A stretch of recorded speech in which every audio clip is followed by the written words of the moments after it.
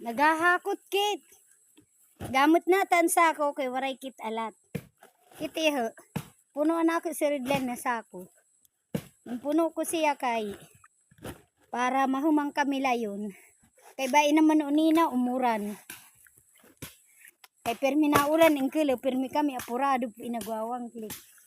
Wala kami alat mo nalin na sako nakbinhimo. Yadi ho. Sugad sen. Para madali mahuman at mga sugad hindi rin mo kailangan taptapon at may mga tangutay ka nyaran hindi di sa amo. Kay para siya madali siya makaptan para diri ka kurian. Pag hakot mo dama ni madadara kay may man mga tangutay tangutay sintinan ngaran. Maoin.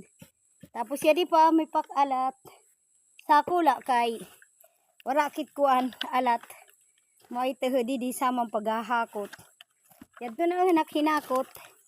Yadi na yan na. Yadto na Ngunit tanak nahakot. Tama lait kay duha man la kami. Di kami nagdidinamo kay harayo. Yadto man nakasawa nagpapaplawan Magbubunot na kami. Kay para makauli kami layon. Yadi manak. Patal. Naghinakot gamit lansa ko. Tatak-takun ta. Maulait. Kasi yanit sa amo nga duha.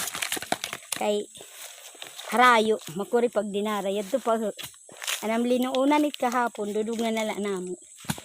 Mauit didi. Ay, patal kami. Pero may apurado ang paglukad kay kuan nanuin. Pero mila nauran ang kilip.